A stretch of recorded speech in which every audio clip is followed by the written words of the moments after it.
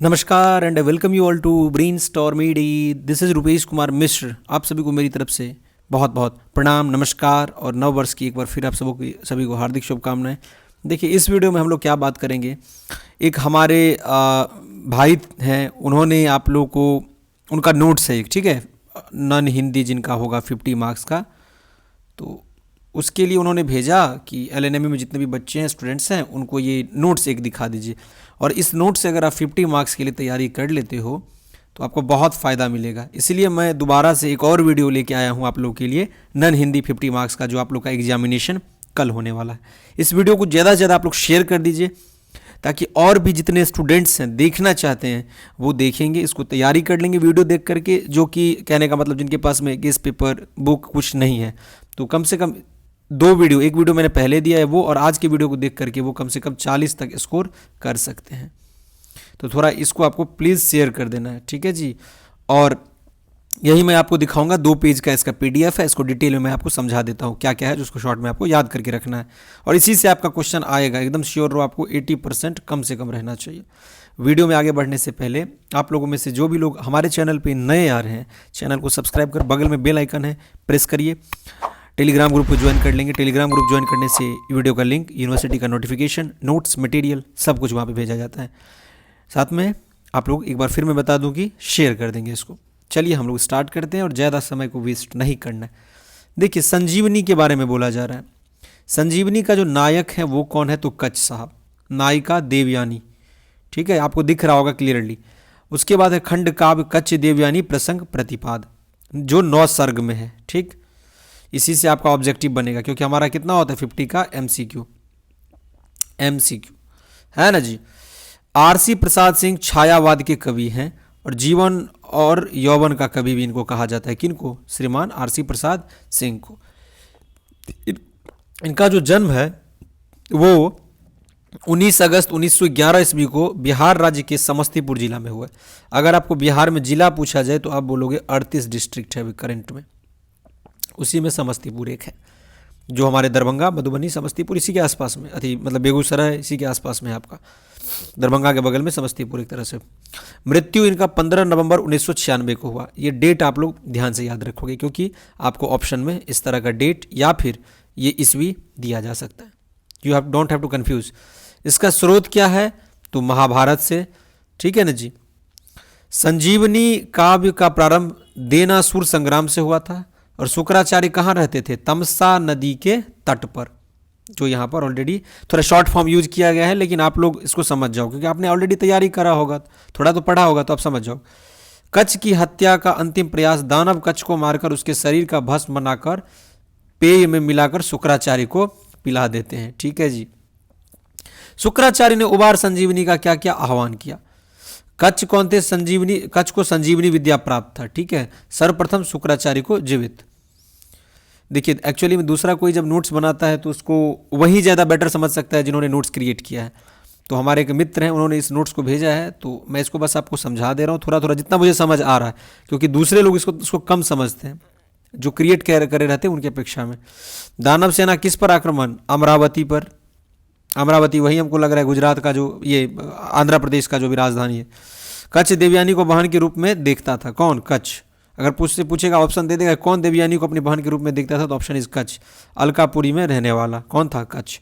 संजीवनी विद्या शुक्राचार्य के पास थी, ठीक है। संजीवनी एक पौराणिक काव्य है। कच्छ शुक्राचार्य का संवाद किसमें दिया गया? 3 और 6वां सर्ग में। हम बात करेंगे आप पाषाणी पे, दैट इज पाषाणी। देखो, पाषाणी का जो जानकी वल्लभ शास्त्री हैं, इसको लिखे हैं शायद, और छायावाद काल के छायावादोत्तर भी इनको कहा जाता है। उसके बाद है कि अगर कला की दृष्टि से पूछे तो गीत काव्य, अथवा आपको क्या देना है, गीति नाट्य। अगर सिंपल रहे तो कला की दृष्टि से पूछे तो गीत काव्य पाषाणी के बारे में, कला की दृष्टि से नहीं तो गीत नाट्य होगा, ठीक है। ये अहिल्या को, और 5 फरवरी 1916 को गया में जानकी वल्लभ शास्त्री जी का जन्म हुआ था। ये एक पौराणिक पात्र है। और 7 अप्रैल 2011 को, डेट याद रखो, कि बिहार राज्य के मुजफ्फरपुर जिले में इनका मृत्यु हो गया था। गंगावतरण इसमें संकलित है और मंजरी भी इसमें संकलित है। मंजरी पागल हो जाता है मन मृग अपनी सुगंध, ये मंजरी के द्वारा लिखा गया है, तो इसको आप लोग यहाँ से ध्यान दोगे। मल्लिका, उसके बाद एक सेकेंड लेट मी, हाँ, मल्लिका का संबंध पासानी से है, संध्या से प्रातःकाल। और गंगावतरण अंबर क्या धरती पर स्वर्ग उतर, पंक्ति ब्रह्मा का संबंध है गंगावतरण से।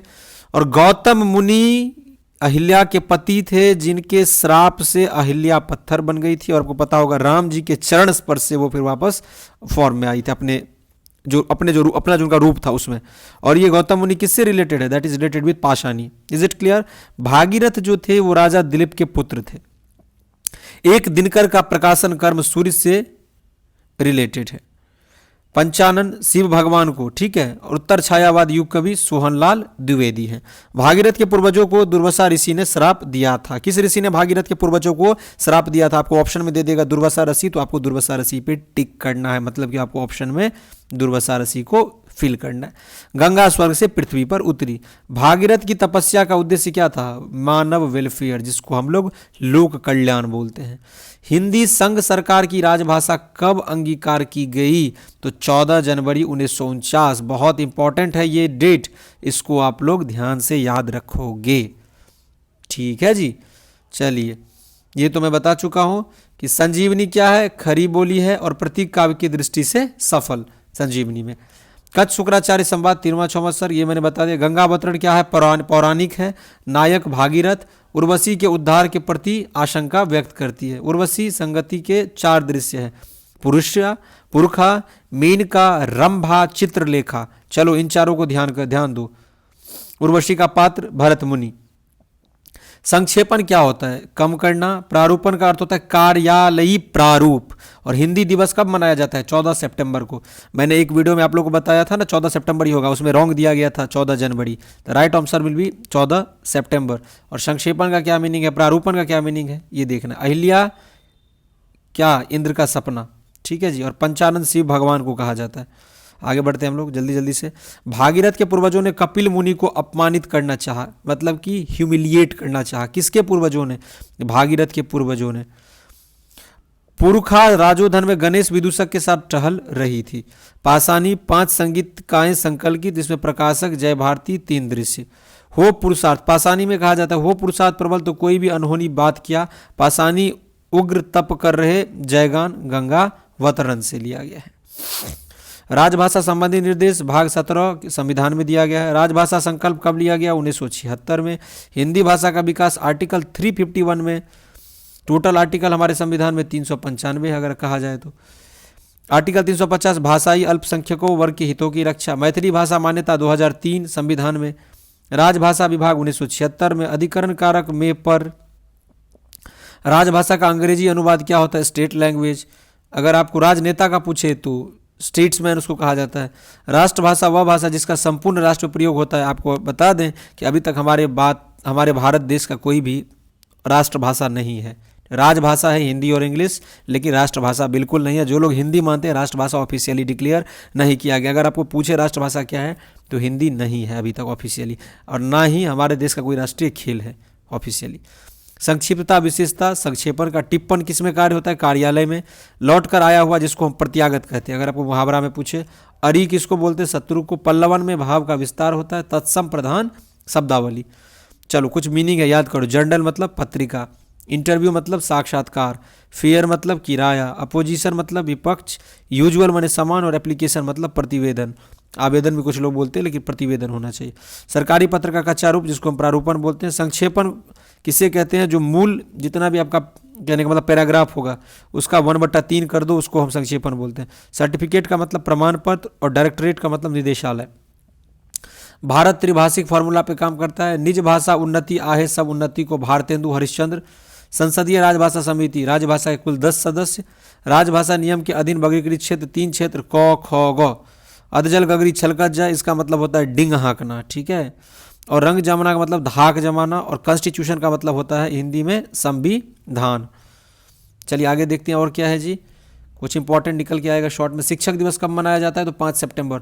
और किनके नाम पर? तो राधा कृष्णन जी, ठीक है, सर्वपल्ली राधाकृष्णन। संविधान निर्माण 8वीं अनुसूची में 22 भाषा, ठीक है। प्रथम उपबंध 120 राजभाषा संबंधी निर्देश, संसद की भाषा संबंधी प्रावधान, राज्य विधानसभा की भाषा के संबंध में आर्टिकल 348 में दिया गया। रेड सम मुहावरा, चिराग तले अंधेरा, अपनी बुराई नहीं देखना, उठा न रहना, कसर न छोड़ना, जो अपनी हत्या करता है उसको हम आत्मघाती बोलते हैं।